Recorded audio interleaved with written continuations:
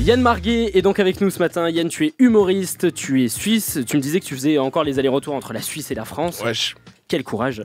Peut-être que vous l'avez donc découvert, Yann, sur France Inter ou dans Quotidien. On y reviendra d'ailleurs tout à l'heure avec toi. Mais ce matin, tu viens surtout nous parler de ton spectacle Exister, définition, de l'infiniment grand à l'infiniment con. C'est le sous-titre du spectacle. Ouais. Alors, est-ce qu'on serait pas en train de devenir de plus en plus con, Yann ? Alors, je l'ai écrit à une époque où on l'était déjà, mais moins que maintenant. D'accord. Donc, je confirme, je vais complètement dans ton sens. Ouais. Ok, pourquoi, selon toi ? C'est vraiment, j'ai l'impression plus c'est vrai que je sais pas, tout a changé assez vite quoi. En 2019, j'avais l'impression de dire qu'on était con, tu vois, comme on aime bien le dire de temps en temps. Et puis là, ouais, il y a eu Covid, il y a eu. Bon, c'est vrai qu'il y avait déjà eu Trump une fois, mais oui, j'ai l'impression que, je sais pas, là, les dernières élections américaines, ça fout quand même un coup quoi. Il est de plus en plus actuel en fait, ce spectacle. Peut-être, ouais. Bon, il parle pas vraiment d'actu, hein, en fait, donc c'est pas non plus, c'est pas non plus le but de faire une revue de ce qui s'est passé. C'était plus, non. L'idée, c'est plus, justement, alors on reste dans l'universellement con et pas dans le con actuel, mais c'est plus de faire un peu une navette entre l'infini, la science, tout ça. Ce que je dis toujours, quoi, c'est qu'il y a quand même des espèces de grosses boules. Je sais pas si tu te rendez compte, en ce moment même, il y a des grosses boules qui flottent sur elles-mêmes, en dessus de nous, dans une dimension quand même qu'on appelle l'infini, ce qui veut dire que c'est quand même impressionnant. Et puis malgré tout, voilà, on est là, quoi. Puis toi, t'es un vrai passionné d'astronomie à la base pas plus que ça, mais je suis un passionné d'halluciner sur des trucs, quoi. Et là, c'est vraiment... Ouais, je me dis, après, si je vais aller à la gare de Lyon, tu vois... Si le bus est en retard, ça va me casser les couilles, pareil. alors qu'en dessus de moi, il y a une voûte céleste. Et je sais pas, c'est un peu un voyage entre tout ça qui est là-haut et puis nos petits traquins un peu nazes et qui sont hyper importants pour nous. Mais justement, ces questions que tu te poses, c'est ce qu'on appelle les questions existentielles. Pourquoi on existe, pourquoi on est là ? Et je vais te balancer, Lorenzo. Hier, on en parlait. Il me disait, pour moi, c'est des questions cons. Pourquoi c'est pas des questions cons et au contraire, pourquoi c'est des questions d'une profondeur infinie, justement ? C'est assez philosophique. Se dire que c'est des questions cons, c'est une philosophie, quoi. C'est que visiblement, le monsieur n'a pas trop envie de se faire chier. Elles sont cons par leur simplicité, mais intelligentes à la fois, en fait. C'est un peu ce que j'expliquais hier. Ouais, mais c'est marrant parce que...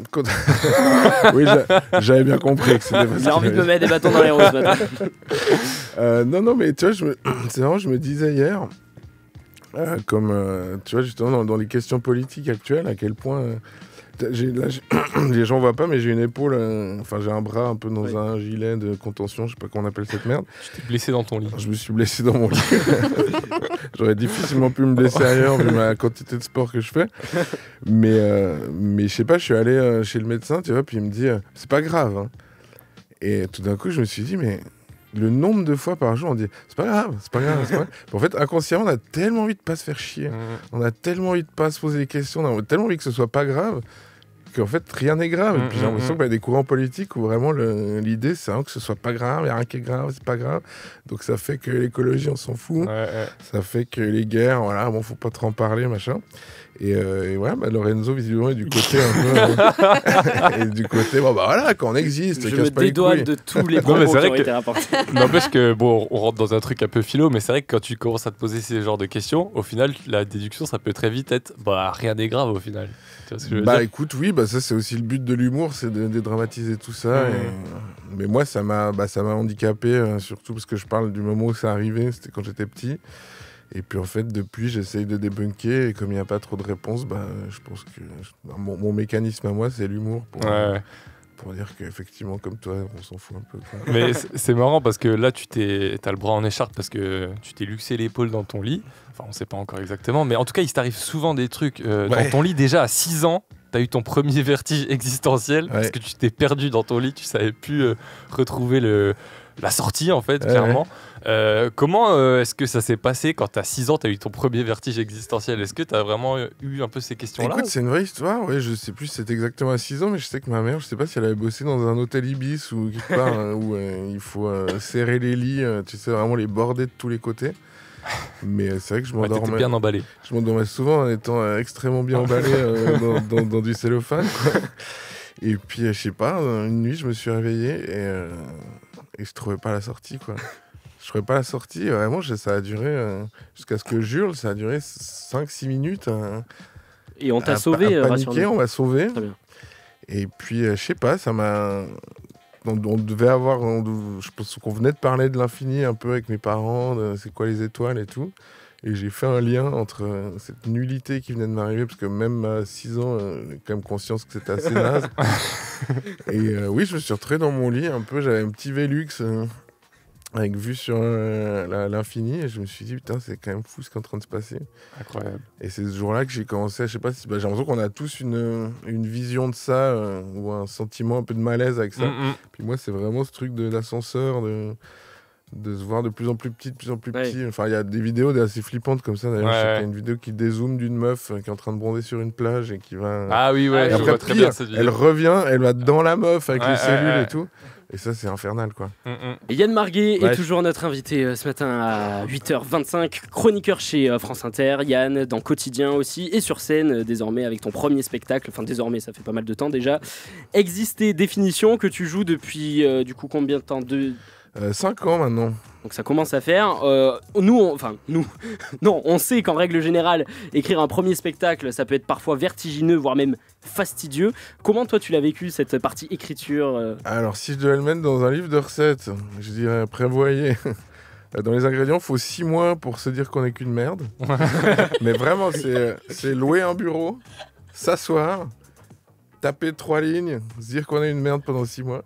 Okay. Non, et pendant 3 mois, non, 6 mois en tout, 3 mois de merde, et après 3 mois, en général, il y a un premier jet qui arrive, la première phrase que tu vas garder du spectacle. Mais elle est pas mal, celle-là. Les 3 mois de merde sont nécessaires pour les 3 mois de j'ai l'impression, en tout cas, ensuite. ça me fait partie de mon processus créatif. D'accord, ok. C'est vraiment et je me rappelle, putain, j'ai joué à un bureau, et je sais pas, c'était vraiment un truc de coworking, il y avait des petits props, tu vois, il y avait une longue vue. Une petite longue vue comme ça, mais le nombre de fois que j'étais à la fenêtre. C'est pas mal ça. À la recherche de l'inspiration. Ah oui. Ouais, dans les 6 mois, il y a quand même 4 mois de je regarde dans la longue vue.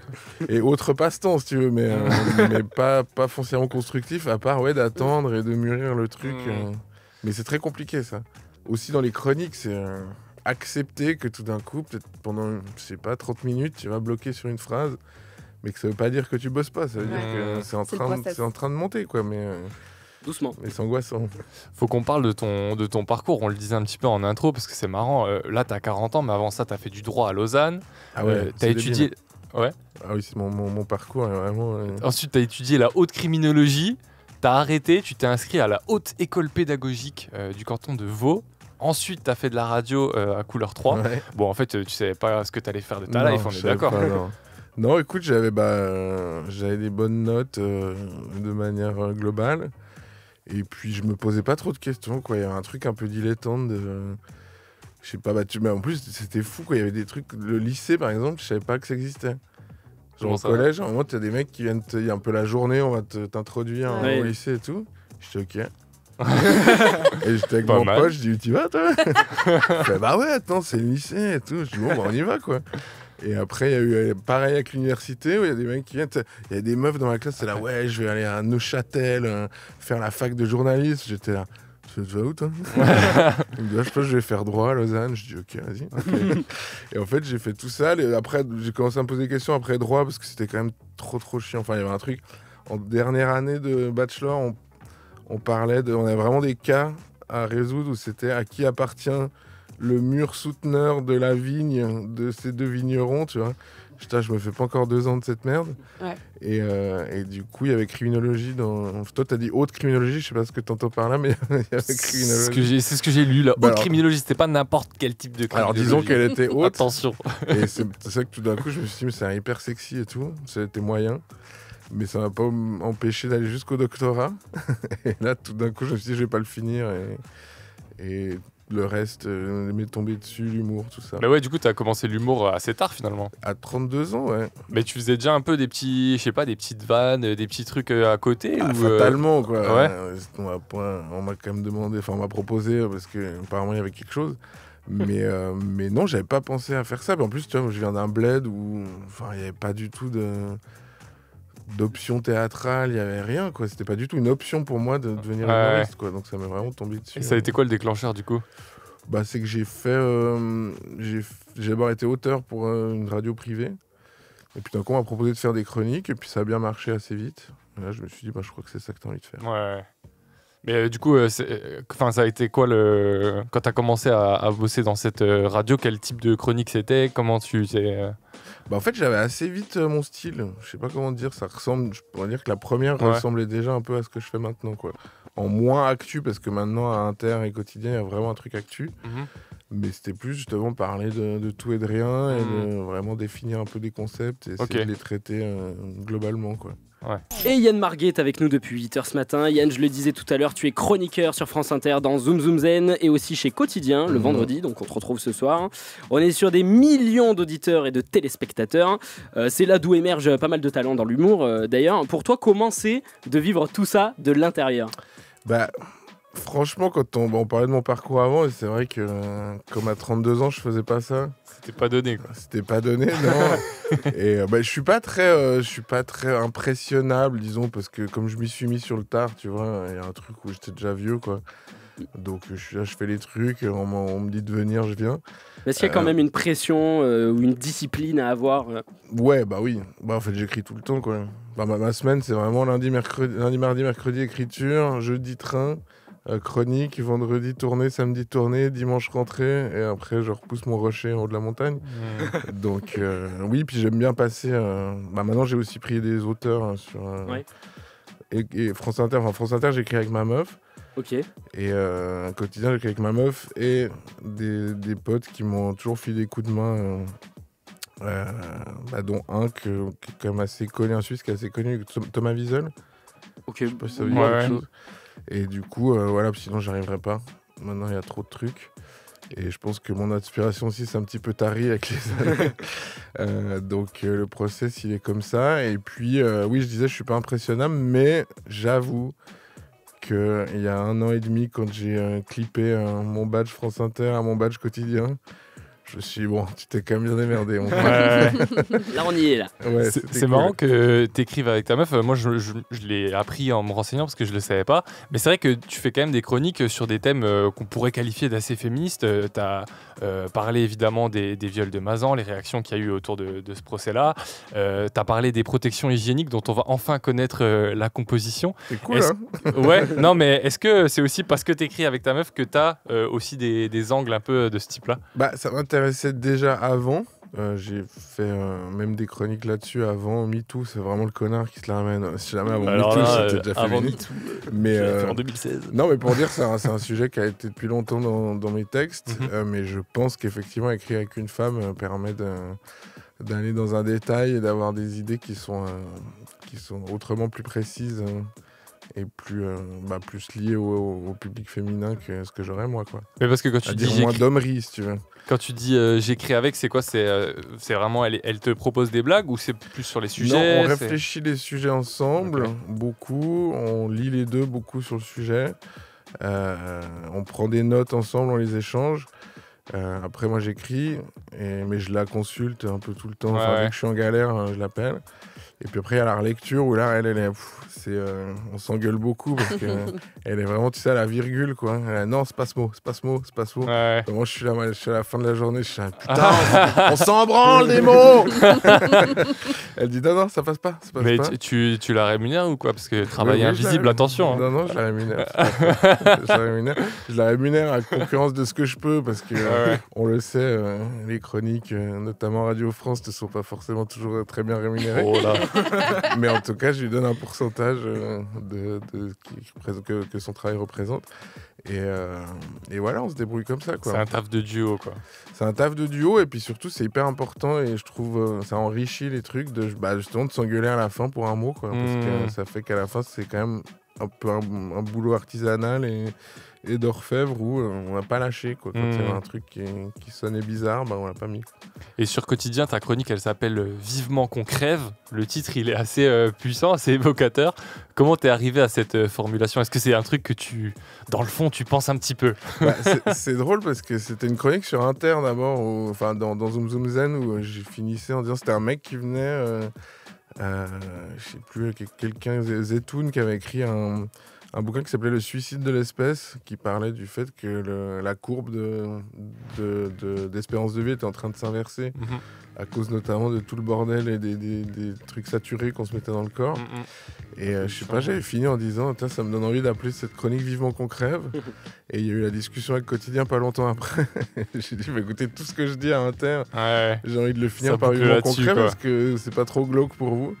Et ils m'ont dit non, c'est cool. Et voilà, j'ai continué sur la lancée en prenant tout ce qui se passe un peu de bizarre dans le monde actuellement, quoi.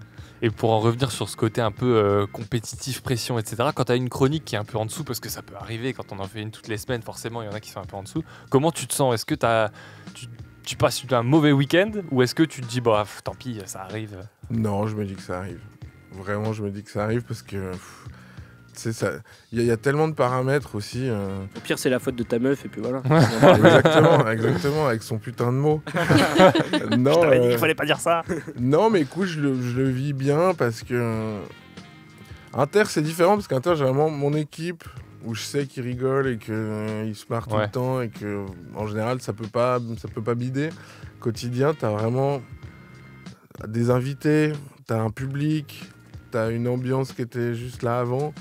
Donc des fois tu peux avoir un texte béton et ça rit moins, et des fois tu peux avoir un texte que je disais un peu facile et puis en fait les gens se tapent le cul par terre. Donc je trouve qu'il faut être content de ces textes. Quand tu dis un texte un peu facile et les gens se tapent le cul par terre, t'as un souvenir d'une chronique en particulier ou c'est juste... Non, j'ai pas de souvenir en particulier, mais des fois on sait pourquoi on fait rire, quoi. L'important c'est de savoir pourquoi tu fais rire. Quand tu fais du facile, faut juste pas avoir l'impression d'être... Des fois tu te sens un peu coupable quand t'écris la blague, mais tu te dis ça va marcher, quoi. Je trouve pas coupable, mais je trouve il faut le savoir. Et des fois je trouve qu'on croise des gens qui ont l'impression d'avoir inventé des trucs alors que t'es là, écoute mec, oui. Des grosses ficelles. Oui, en Vendée, ils sont un peu en retard sur... Non, mais tu vois, ils ont pas internet en Vendée. Non, mais tu vois, c'est un truc... Moi, beaucoup d'amour sur tous nos auditeurs vendéens, néanmoins. J'ai mon cliché sur les endroits de la Suisse. Et maintenant, j'apprends les clichés français. Et ça, c'est un truc, ça me dérange pas de l'entendre. Mais par contre, quand tu le fais, faut pas avoir l'impression d'avoir le prix de l'humour, quoi. Et quel sujet tu vas traiter, si tu peux nous spoiler ce soir dans Quotidien? Ce sera l'explosion du Bitcoin. Ok. Ouais. Ah oui, bon, en plein dans l'actu. C'est au-dessus de 100 000 $, c'est ça? Il flirte. Okay. Ne nous en dis pas trop. Rendez-vous ce soir donc sur TMC. Je rappelle, Yann, que tu joueras ton spectacle Existe et définition les 9 et 16 décembre à la Scala à Paris, le 17 mai 2025 à la Cigale et un peu partout en France. Et puis, merci beaucoup d'être venu. Merci à vous de m'avoir accueilli. Merci.